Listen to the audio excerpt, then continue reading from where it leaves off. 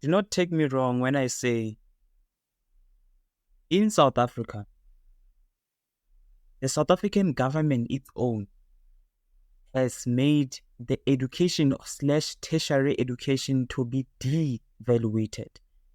The education in South Africa is no longer important. You can go anywhere in type of any university in South Africa. It's not important anymore. It's not. And I become so frustrated when I speak about the unemployment rate in South Africa. And it's rapidly and increasing frequently. Now, I just want to say that in economics, people who studied economics, they know actually when we speak about the pure economic indicators. What are those? The pure economic indicators are the indications that indicate what is happening in the country. So when we speak about the currency valuation, we know what is that. When you speak about the inflation, we know what is that. When you speak about the unemployment rate, we know what is that. When we speak about the interest rate, which is the prime lending rate and the repo rate, we know what is that. And okay, the CPI, which is consumer price index, this is exactly as we say the inflation. And there's the other term which is called deflation, hyperinflation, and any other things. South Africa, at its own, is kind of a country where now we don't have the ability to decrease the unemployment rate. We actually do not have an access for free education. We don't have actually an access to democracy. Children from high school, actually, and more especially in primary school, are dying from food poisoning. People are getting assassinated. People are getting stabbed or even shooted in the country. I think the biggest problem that is started from the education, how you've been grown. The education or the type of education that the South African government has already created way before decades ago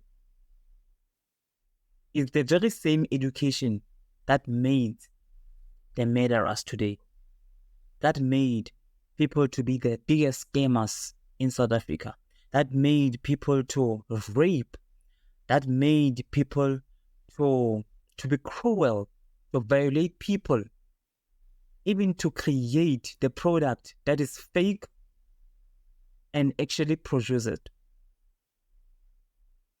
The law is under the education, is in the same radar. The politics are under education. To be a political leader, you're going to have to be starting in education. Okay, to study something, to become an expert in a specific field, you're going to have to start from the education.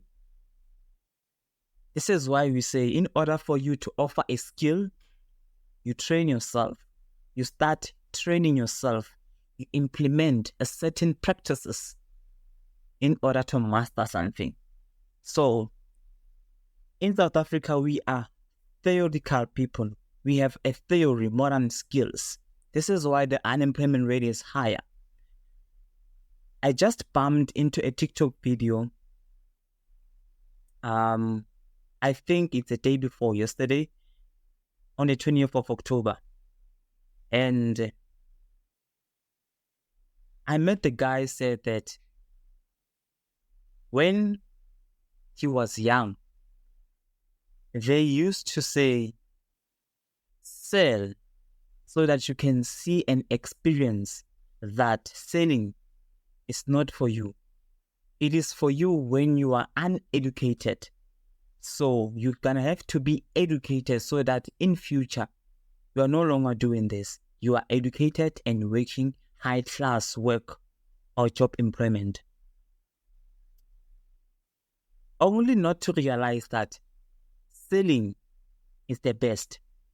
Most people that are billionaires, that are multimillionaires out here, they've done it from selling.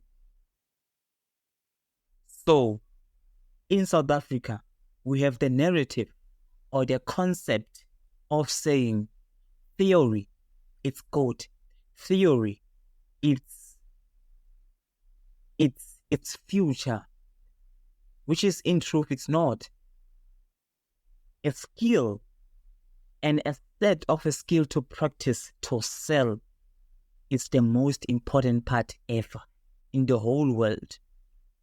Think about people that are selling books, who are authors. Think about people who are selling digital technologies like selling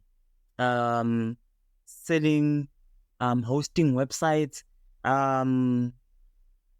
creating apps and selling it, redistribution.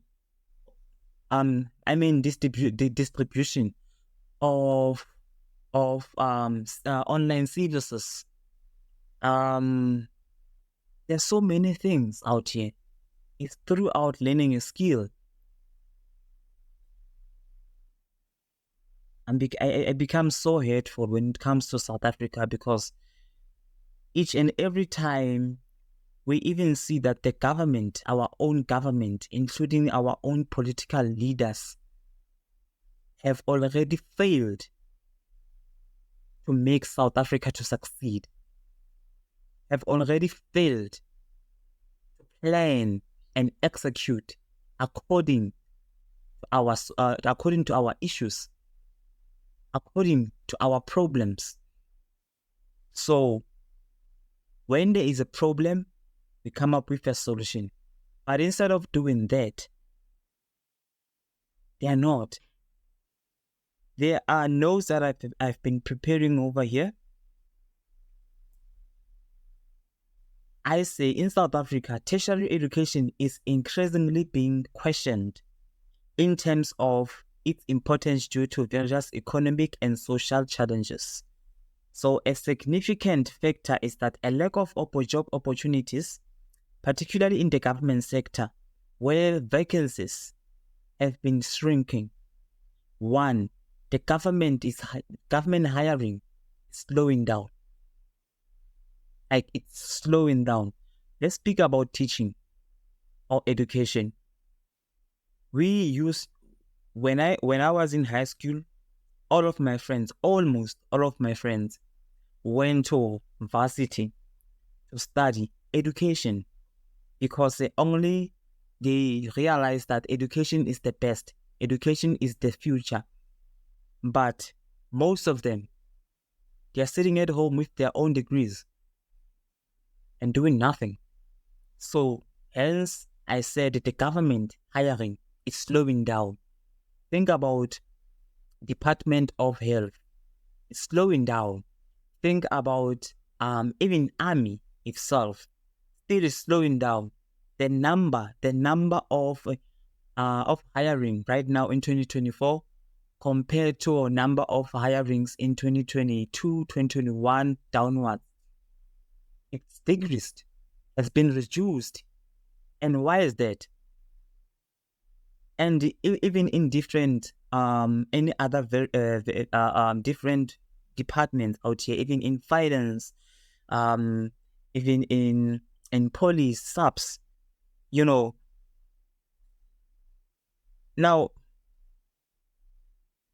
the South African government has been reducing the number of various of vacancies due to fiscal constraints and the need to manage a growing national debt. In South Africa, we have a debt caused by who? By our own political leaders.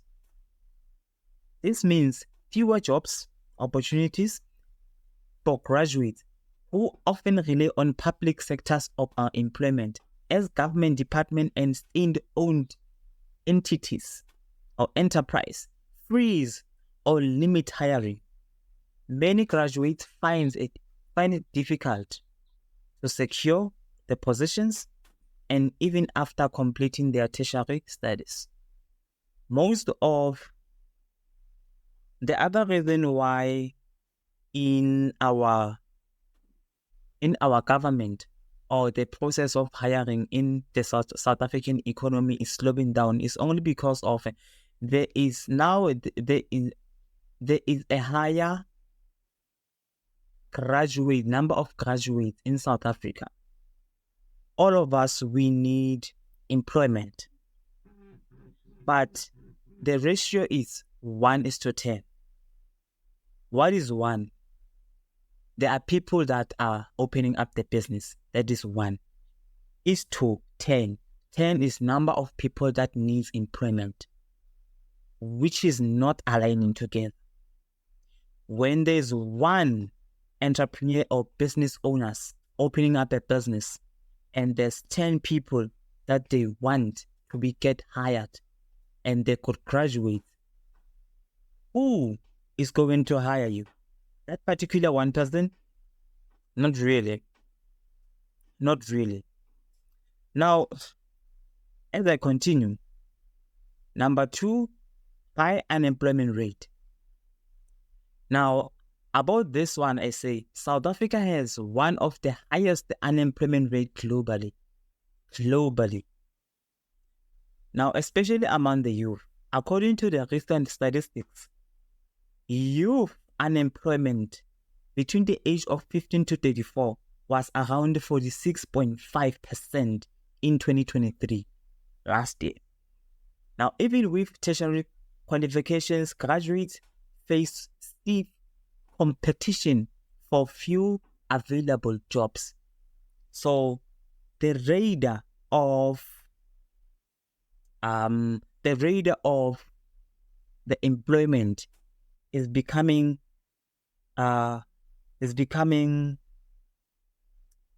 what's the right way I can put?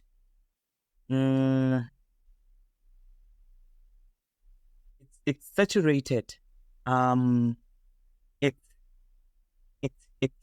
It's becoming more and more enlarged, and the more we have primary learners, they're going to be promoted to high school. High school promotes them to tertiary, and tertiary they become graduates.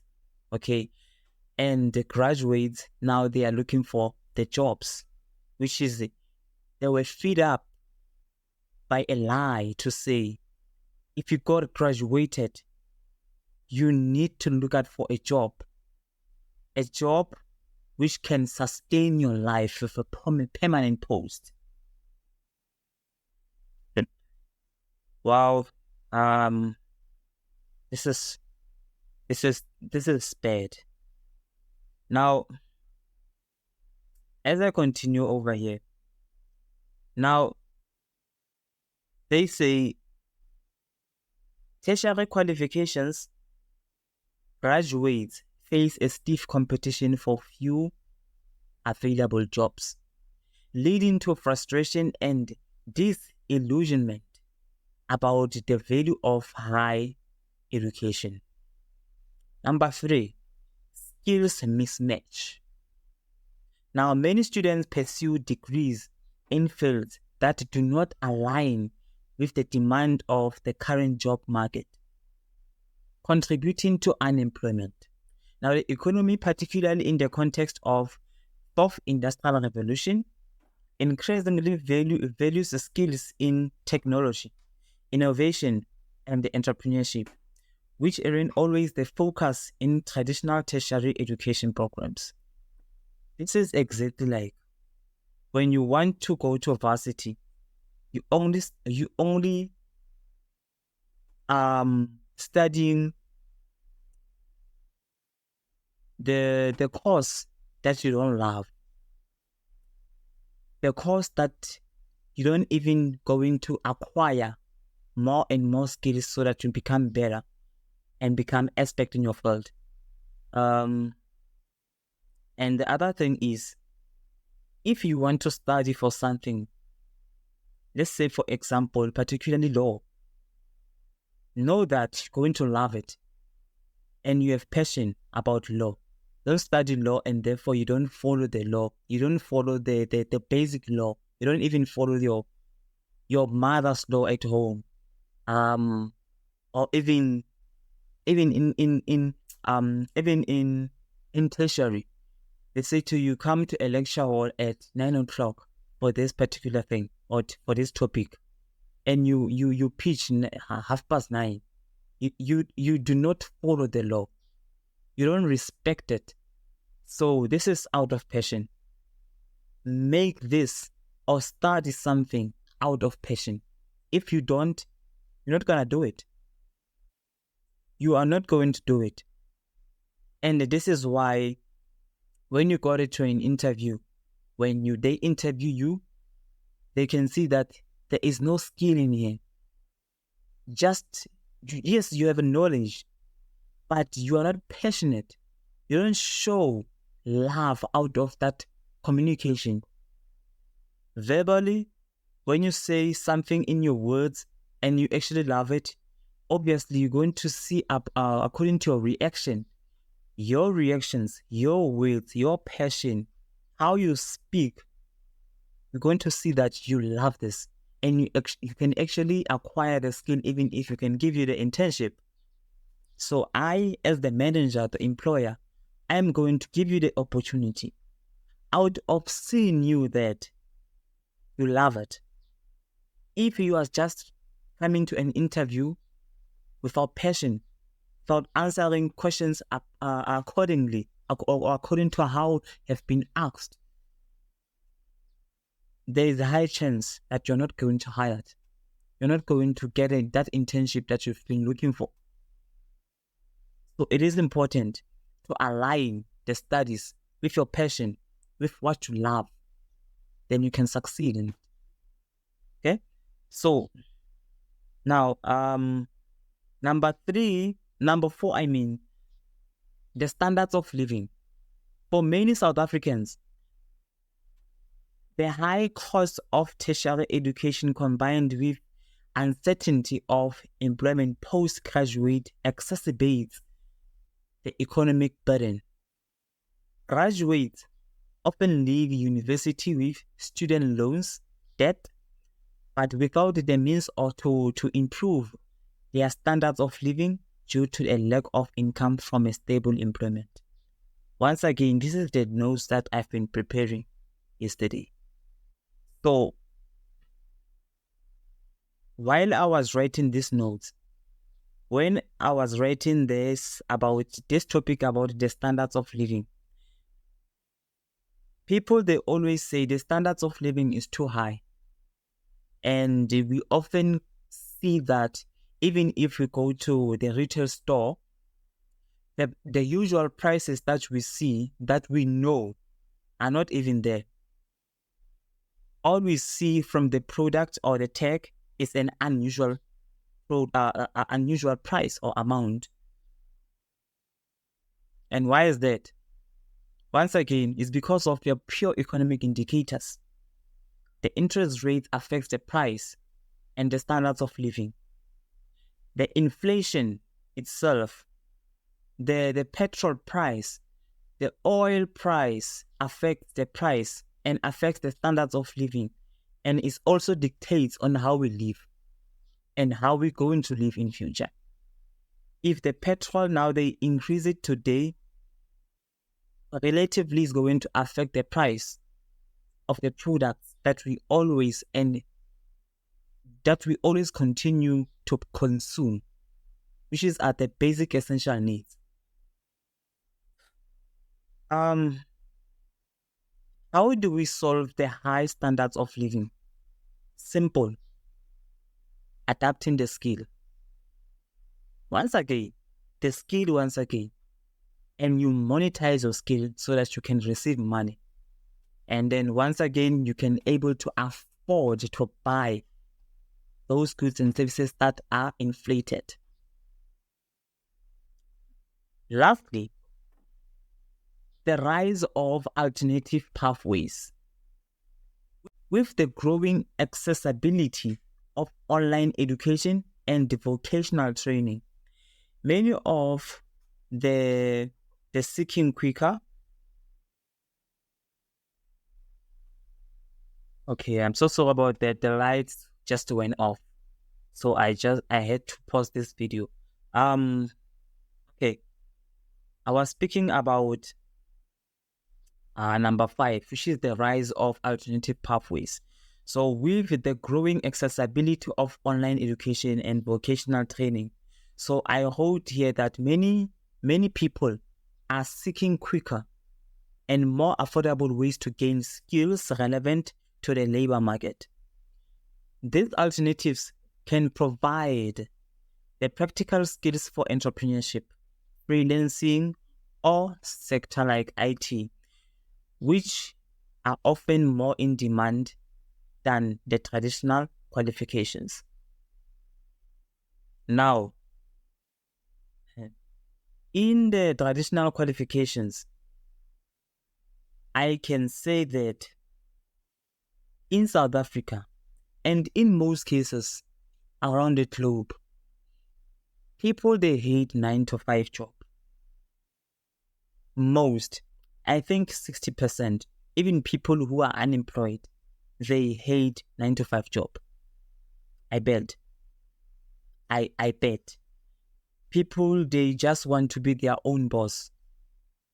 Even if they can't even think, they can't even implement, they are not even entrepreneurs, they are not even starting, it's just very small business. But they are in the comfortability space. They know that if I'm getting a grant, a South African grant in South Africa, I'm good. I'm good to go. And I can survive. And which is not sustainable. Okay. The bad thing that is happening in South Africa is that we always thinking about a traditional qualifications or traditional job opportunities, which is now we can think about the population rate in South Africa. So the population rate, according to the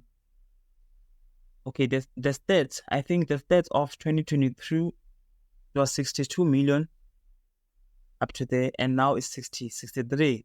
And I tend to be corrected. I think it's 63 million people in South Africa.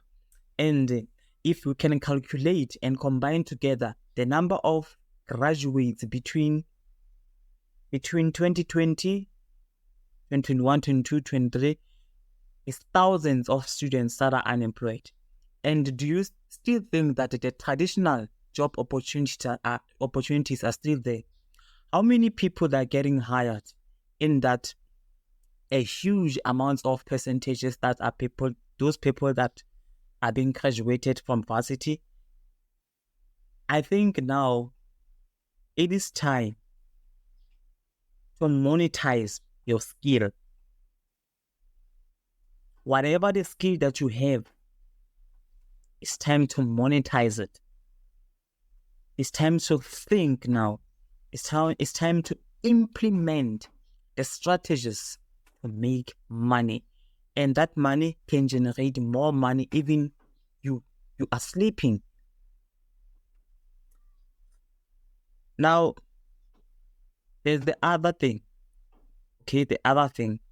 I've already prepared the notes, and this is the last note. Okay, so we are looking for the solutions right now to address these challenges faced by the South African youth. I said from the age of 21, because I think at the age of 17 years, you're still in high school, and some other people at the age of 18 years, okay, they got their matrix, and then 19, you are not sure what you want, and then 20, and then at the age of 21, already, you are sure what you want. You sure who you are. You sure what skills you can adapt more faster, and then monetize it. And then this is why I wrote here that address the challenges faced by the South African youth from the age of 21 to 40 years. in relation to employment and the diminishing of importance of tertiary education, the solutions are in different ways. Not in South Africa, but in the globe. Number one, skills development and vocational training. Okay? Now, people, they tend to criticize the college. I don't know why. And in America and in Australia, in Asia, they respect college. Like, literally, they respect college because they know college is an institution where you can adapt and or equip more of the skills from. Okay, because they teach you how to do something practically, and we tend to criticize the college. College or the vocational studies can help you in terms of engineering. Let's speak about civil, mechanical engineering, mechatronics. They call it fundamental. I can't remember. Fundamental engineering. Okay, those are based on big corporates that if you are completing your graduation, you're looking up for employment. But I think you can already start a business out of them. You can start a business out of mechanical engineering. You can start a business out of mechatronics. You can start a business out of civil and electrical as well. Okay. And by doing that, you just implement small things. Okay. By just fixing electricity at the neighborhood. Okay, you are just offering a service, and then all you do is just promote yourself in terms of marketing. You doing the billboards or even flyers, organic strategy, mouth to mouth. Okay, that's simple, and people, they could tend to call you. You can even use your cell phone. Okay, your cell phone to do the marketing. You go to social media. You're offering this skill because you know how to fix a car. Okay, you know how to fix how to deal with electricity, dealing with cables, cartridge, and all of those things. You can monetize your skill because when you went to college, you have already equipped the necessary skill for you in future. Okay. So the notes that I've prepared here, I think you will be emotional, and I think, yeah. So about the skills development and vocational training, upskilling and reskilling important. If you have a skill and you feel like you don't have a much skill out of that thing or out of that particular field that you're in, upskill it. Go to an institution equipped more and more and more and become better. So programs aimed at equipping youth with skills relevant to the fourth industrial revolution are crucial.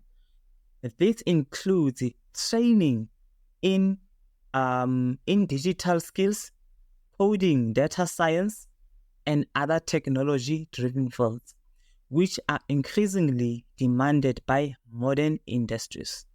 Secondly, emphasizing vocational training, more focus should be placed on vocational education, offering young people practice skills in trades such as plumbing, electrical work, construction, which often leads to quicker employment.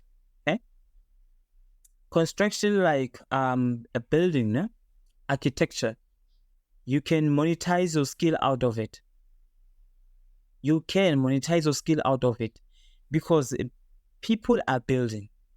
People who have money, who have salaries, tends to buy the stock or the material, and then all on the shortage is labor.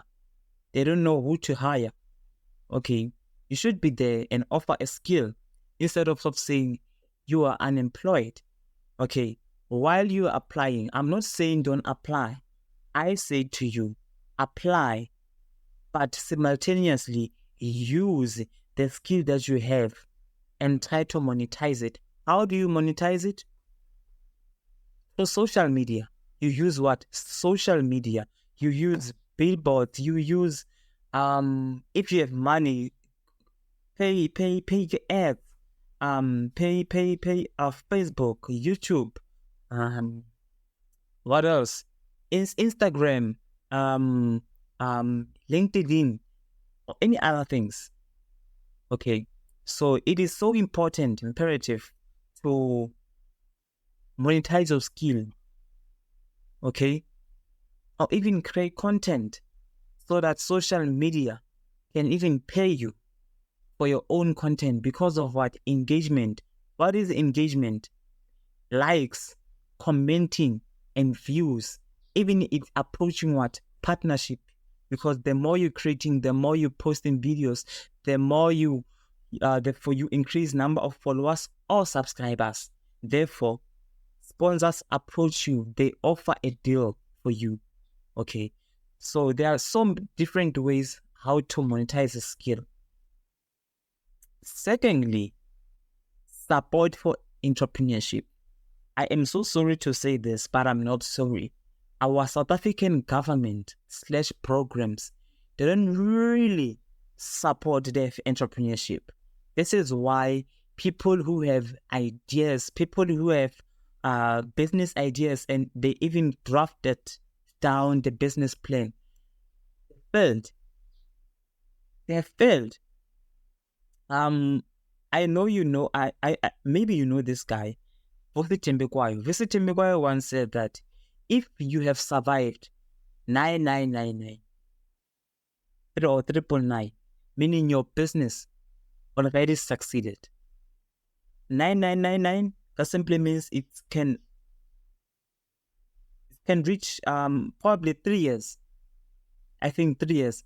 Meaning if you have succeeded for a particular of the stage of the three years, like struggling, meeting challenges in business and all the stuff, learning the PR, the marketing, the administration, finance, and any other fields in different aspects in business, already you have succeeded. Already you have succeeded because the 999, it has the struggle, it has the challenges, it has a lack of funding, capital, it has many things. It has many challenges regarding business. Okay, so I think that the South African government or / programs of funding, they are not really funding the entrepreneurs. If they were, I'm not saying they are not funding, they are, but they are not reaching a lot of number of people that they are promising when the Minister of Finance is giving out the money allocation on a public platform. I don't think so. This is why I said an access to capital and mentorship is crucial. Then I wrote here, I said, youth entrepreneurs need more access to funding through government grants, private sector investments, and financial institutions. When I say private sector investment, I am including investor angel, okay, as an individual. Now, this financial support can empower them to start and scale businesses. Entrepreneurship education. So they don't invest more on entrepreneurship education. Even if they do, how many programs of them, they are still there or they are still in an existence even right now? So training programs in business management, marketing, financial literacy, and entrepreneurship should be promoted. Initiatives like incubators and mentoring programs can help young entrepreneurs succeed. Yes. And then lastly, reducing red tapes. What do I mean about that? Simplifying the regulatory framework, guys, and offering a tax incentives for startups can encourage more people or young people to pursue entrepreneurship. I met so many people around me, okay? And they say that I have this kind of a business and I have this business idea and I am unable to start only because of funding, capital. The type of a business that I'm thinking, it needs capital. I always say, okay, what can you do? Anything that can you do to give you money, and therefore you can take the very same money and then you can invest it back into your business, into your very big business. Sometimes capital it's not an excuse. I think it's an informal excuse. There are businesses out here that are doing so well and they are standardized business. What do I mean standardized business? Small businesses. Small business of selling plates, selling clothes, like opening up a tech shop, opening up selling even goods. Like you can even go to Joburg and restore some of the good products like shoes, t-shirts, selling the hair and operating hair, nails, like any other things, and you making a lot of money out of it, and therefore the profits that you receive, you ensure that you save at least 65% of it, and then the rest you spend it on your essential needs or basic needs like food, buying airtime, data, and other things. Okay, so sometimes capital is not an excuse, but is an informal excuse. It's a type of an excuse where you can't even going around speaking about it. Okay, there are so many people that have already succeeded out here without even capital, without government grants, without sponsorship, without investor angel, without private sector investments, without tenders, yeah, in the state, in the government. So sometimes it's an excuse, and don't put excuse in front. Put the challenges at the back, but the positivities in the front. Okay. So now the other thing is number 3, public private job creation partnerships. Okay. So my business, it's Regional ABC Tutoring. It's a private. It's private tutoring. My business is private. Spiritual Ltd. And to partner with local schools or the ECDs or creches, I ensure that number 1, it's a service. I don't have to worry about restoration. I don't have to worry about going to Joburg and restore something. I don't. All I worry is, what is the pitch? I'm going to a certain school. I want to collaborate with this school so that I can offer the service of tutoring for afternoon classes. 1, I create something called a business unsolicited proposal. Okay? Secondly, what is the pitch?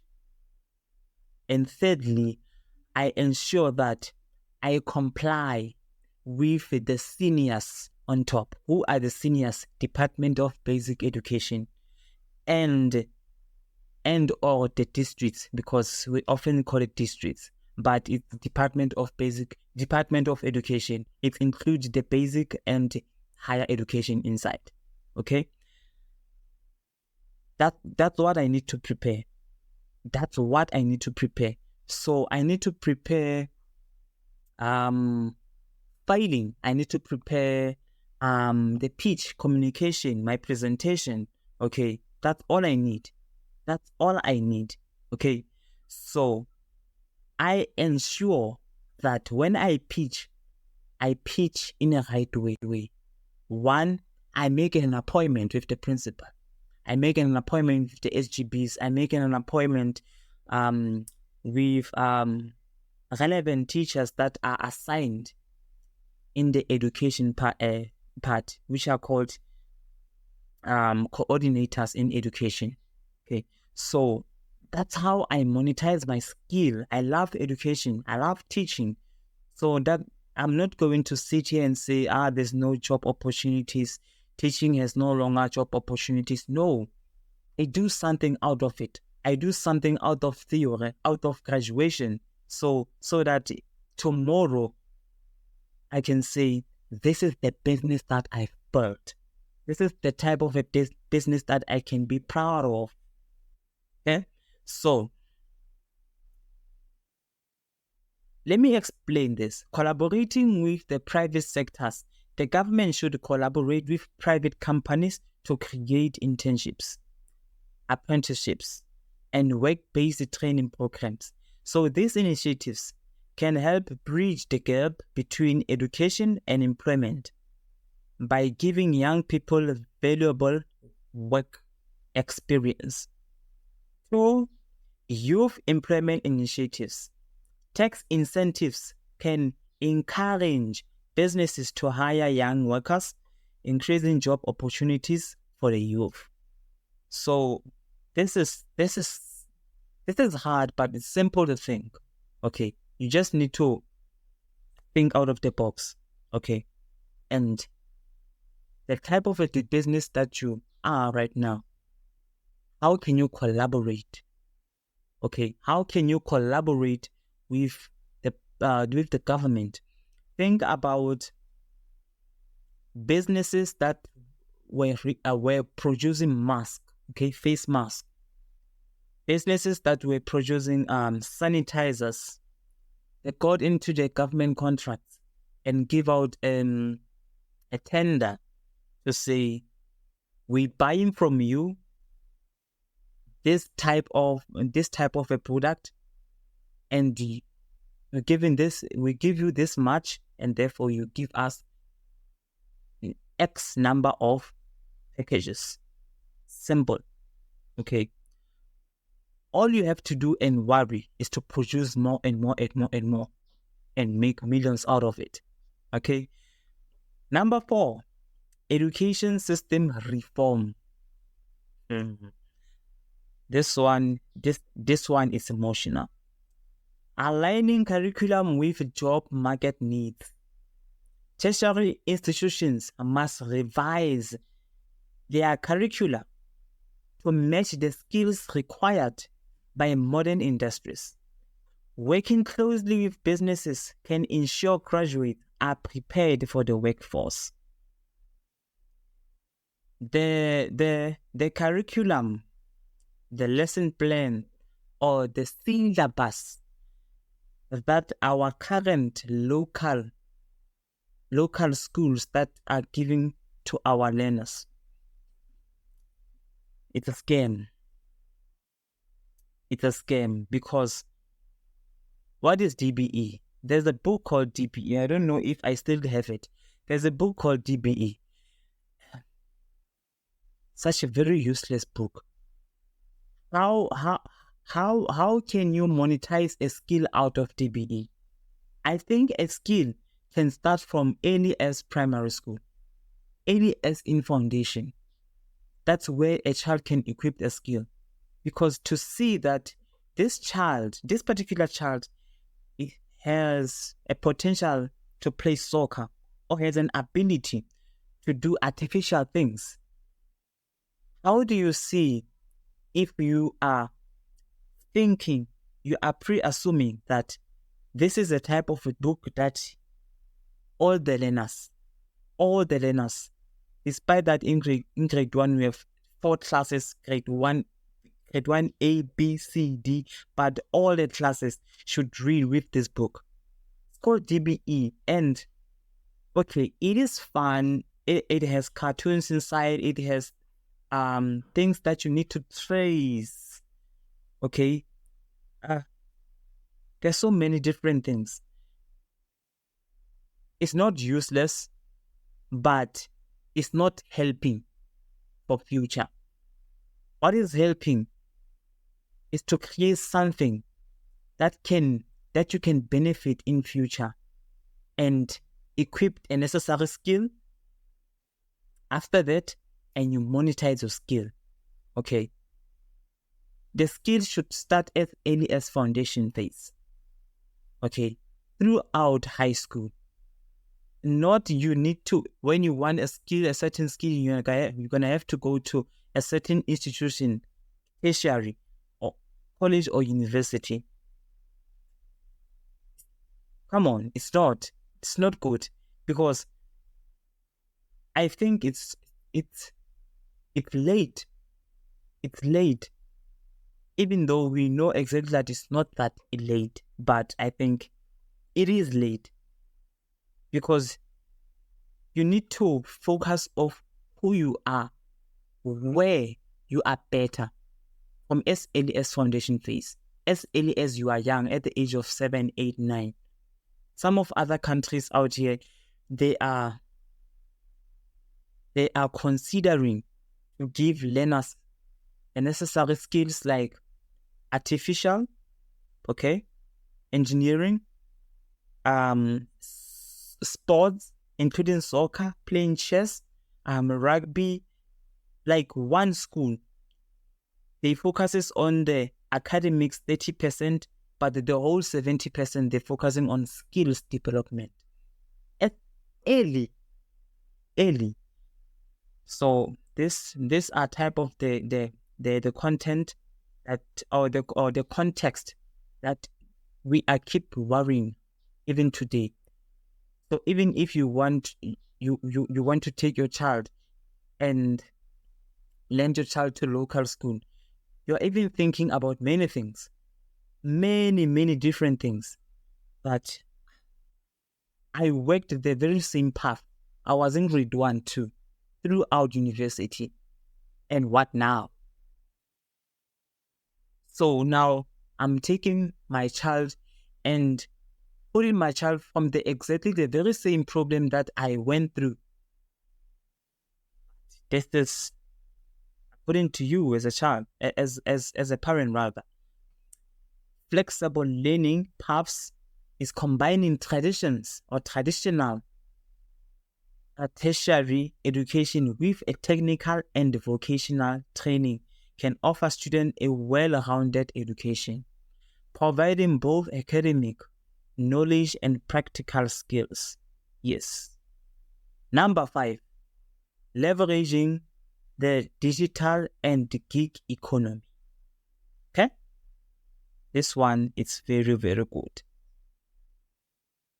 Okay, now on as we can continue leveraging the digital and the gig economy. I can say 1, encouraging freelancing and gig work. Secondly, improving remote work access. In South Africa, I think we have 3.2% of people who are working on the freelancing platforms. Out of those population rate in South Africa, we are 63 or 64 million. I think it's 3.2%. How many people are on Fiverr in South Africa? How many people are on Upwork.com in South Africa? Okay? Probably lesser. I think even way lesser than 3.5%. I think it's 2.9%. Okay. Because you can freelance anything. I master Microsoft Office. I used to provide the skill by 1. I either teach in Upwork.com. By the way, I either teach the skills of typing, printing, and doing any other office things by using Microsoft Office. Alright. Secondly, I can freelance by you giving me the task, I can type for you, do the calculations, create spreadsheets, create presentations, and then giving it back to you, sending it by email. I just create a zip, okay? And then therefore you pay me afterwards. Upwork, it's strictly in dollars, and then you pay me in dollars.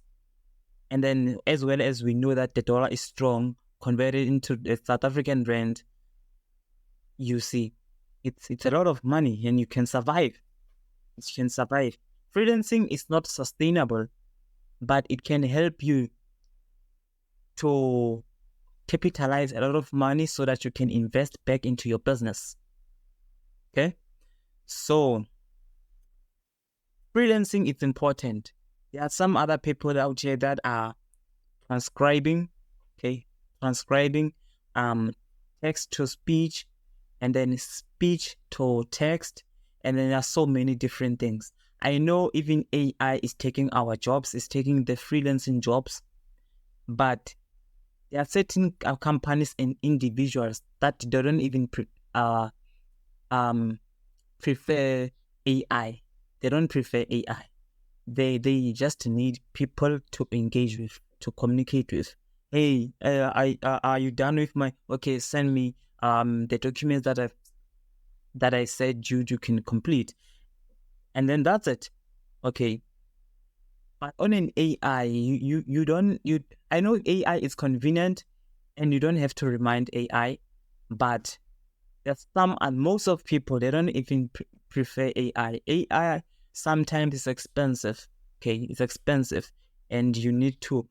I know it's much cheaper compared to employing a labor, but I, as an individual, I prefer to have someone close to me to be my personal assistant, okay, or even my freelancer, you see.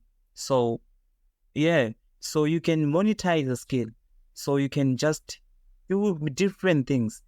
You are a graduate coming from varsity, you have done IT, you can freelance.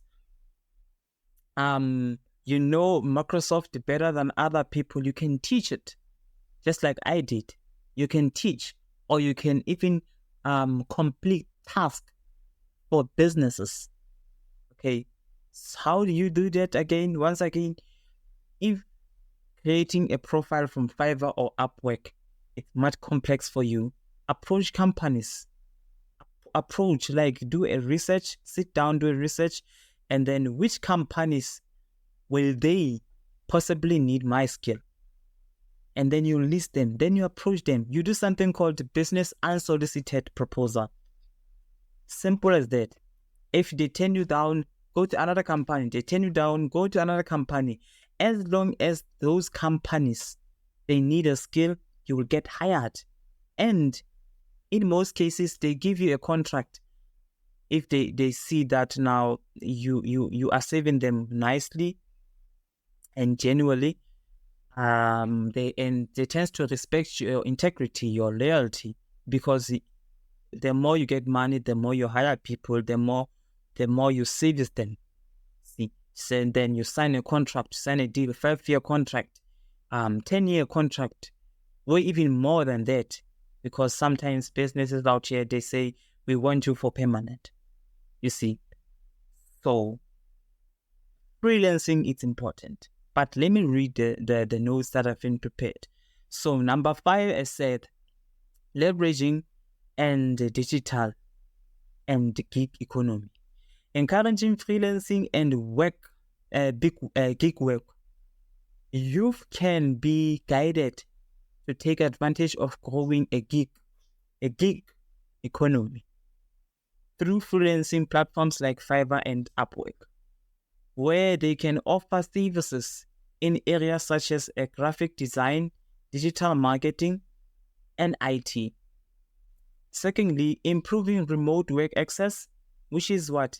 Investment in affordable internet and digital infrastructure can enable more youth to participate in remote and freelance work, both locally and internationally. Number 6, the government-led employment initiatives. Number 1, I say large-scale infrastructure projects. Secondly, community-based employment programs. Large-scale infrastructure project, investment or investing in infrastructure such as the roads, construction, renewable energy, public service can create job opportunities for youth in both skilled and unskilled labor. Community-based employment programs, meaning the programs tailored to local needs, particularly in local areas or rural areas, create jobs and develop local resources. Now, number 7, rural development and agricultural opportunities for people. Supporting agri-businesses. Agri meaning cultural, agriculture businesses. Planting, it's important. Growing crops, it's important. Okay. Businesses or free entrepreneurs that will focus on agriculture. They'll make a lot of money. Land itself, it has money. The ground that you are standing, the ground right now, it has a lot of money. As long as it's available for you to make a business and to project a business out of it. It has money. Because on land you can build any building and set it as a property, and then you lease it out for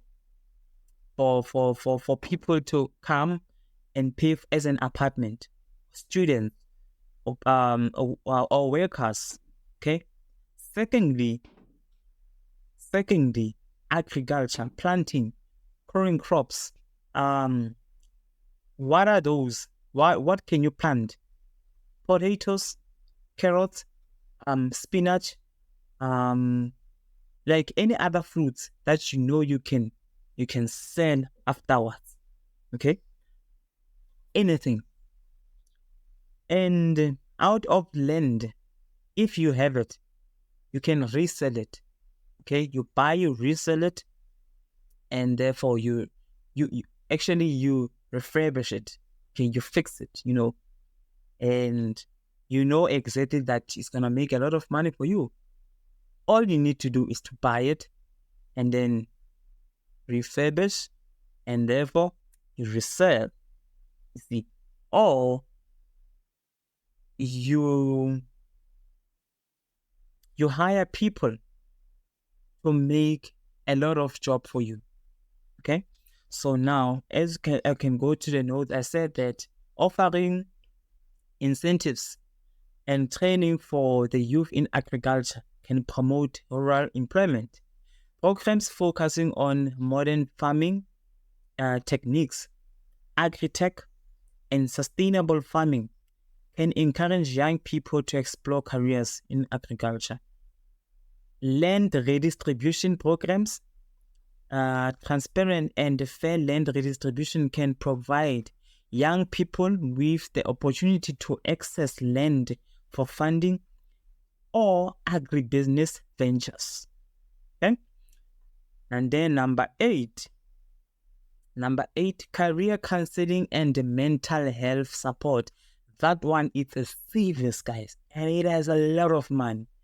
I think selling a digital product and offering a service, which is medical service, education, which is teaching or tutoring online, you name them, it has like a lot of money, more than a physical product that you can see, that I can even sell you a plate, or I can stock this type of flask and then resell it on a later stage. I think digital and servicing online, like online services, as they have a lot of money and you can capitalize out of it. You can. You just need to find your passion and monetize it. That's it. So let us read. Career guidance. Providing a career counseling services in schools, universities, communities can help young people make informed decisions about their career path and the field in demand.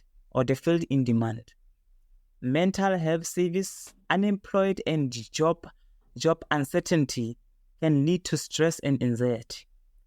And then accessible mental health services and a support system are necessary to keep youth motivated and resilient.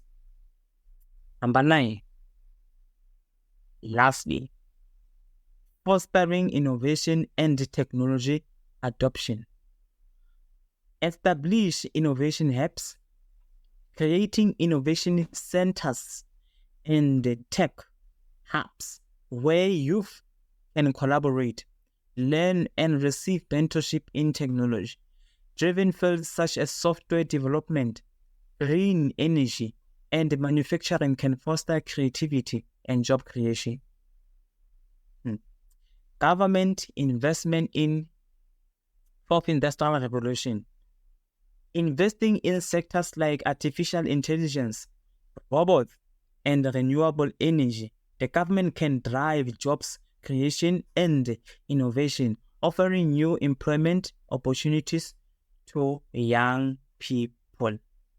So now by focusing on these solutions, South Africa can help its youth to find a meaningful employment through both traditional and the alternative pathways.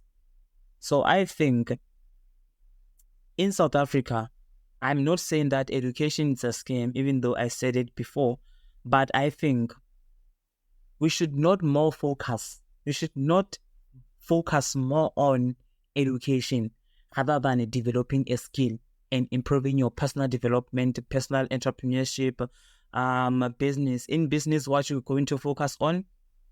Finance, marketing, public relations, administration, operation, and any other departments. Okay, and therefore, how do you survive all of that? Passion, discipline, and hard work. Some other people, they like to replace hard work as a smart work. Okay, I can say that, but the smart work includes hard working inside. Because in order for you to be smart, you're gonna have to pay attention to something, which is what you love. In conclusion, I say to you, be yourself, find a skill, monetize the skill. If you think that you are not doing better, take a step back and therefore find something that can build you, that can promote your personal development, and find not necessarily mentorships, but I can say to you, mentorship is important.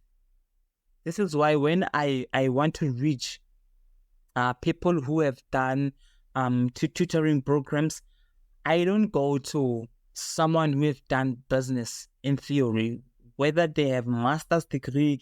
I don't care. I don't care. But I go to people who have already done it, literally have done it, and then they become my mentors. If they're gonna charge me for a mentorship fee for an hour, I can be able to pay. If I don't have money, I'm going to tell I don't have money, but please, at least once in quarterly, give me a mentorship. This is kinds of questions that I've prepared, and please give me mentorship so that, because whatever that you're doing right now, this is exactly what I need. This is exactly what I need. So there is no point for you to do it alone.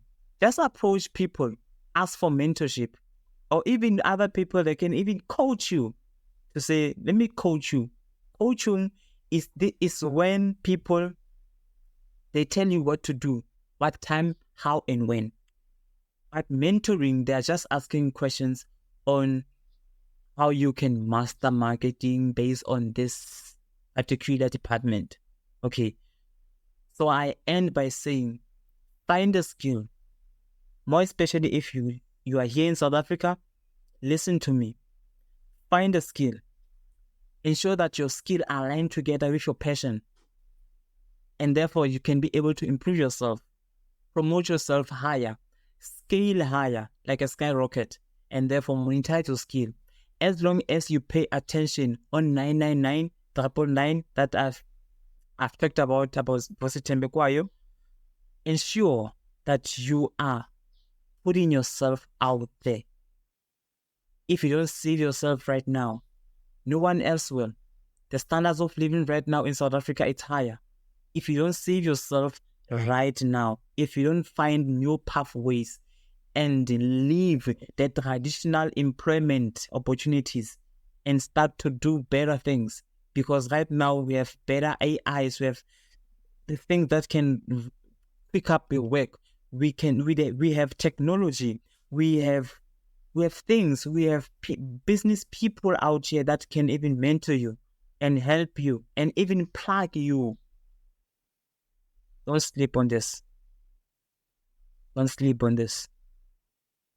If you like this video, please hit the notification bell, subscribe, and if you know some other people that can enjoy this video and you know exactly that they need this type of motivation and ultimately they will be disciplined, please share this video. So don't be shy, don't be ashamed to do it. Just share. And I would like to answer all the comments. Okay, ask me. Just type the comment and I'll definitely respond to you. Or if you have a type of a business that you want me to help you with, and maybe I can help you, I'm going to tell you. And hit me up.